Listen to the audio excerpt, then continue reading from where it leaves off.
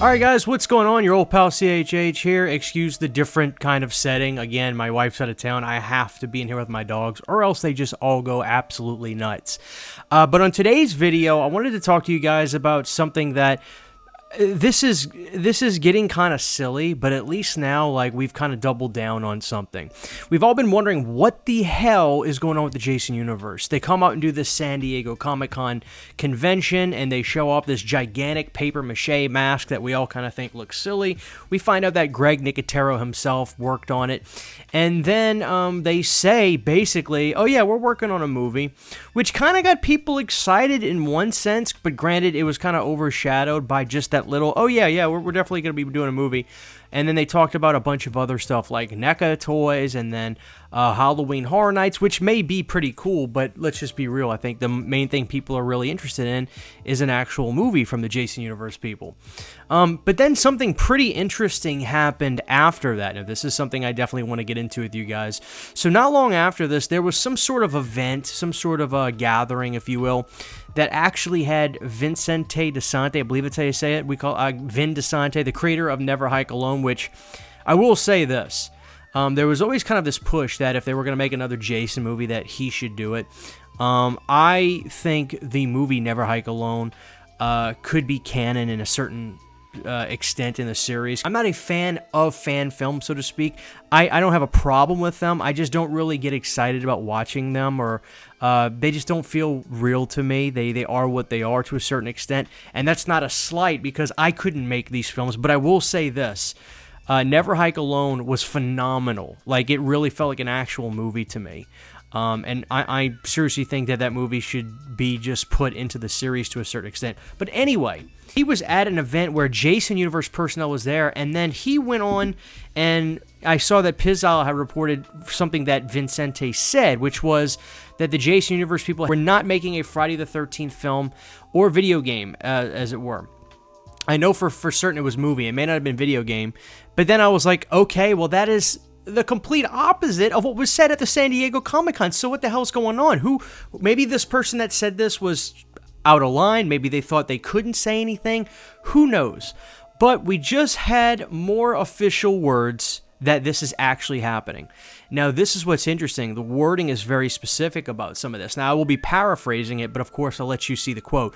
So, Bloody Disgusting reported on a interview in a new, I think it's a sci-fi magazine. The name of the magazine's slipping me at this time. I'm using my phone to record, otherwise I'd be looking at it right now.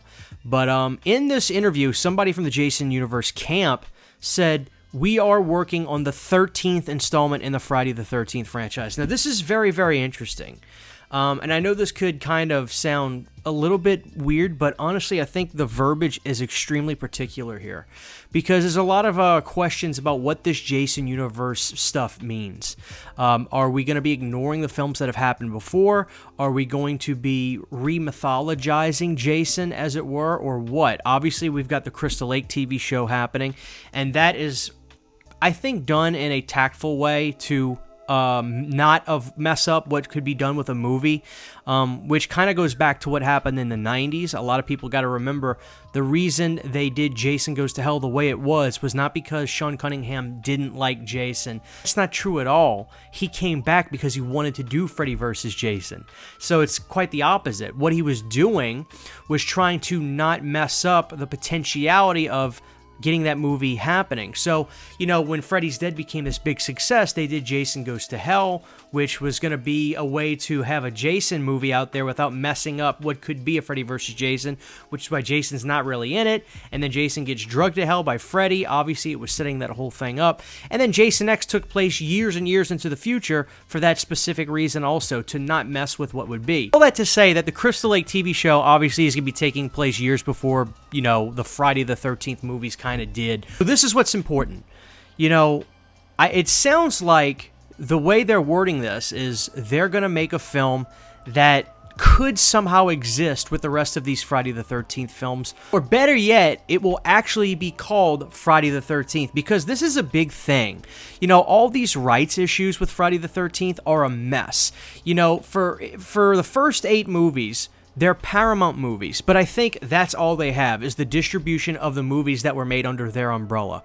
They sold the future rights to Jason, to New Line, and then I think New Line has the name Friday the 13th now, because if you go and buy any piece of merchandise at Walmart or wherever, whether it's a New Line era Jason prop or anything that has the title Friday the 13th on it, it'll say all properties of Friday the 13th, LLC, blah, blah, blah, are under Warner Brothers New Line. So I'm confused even still to how this all technically works.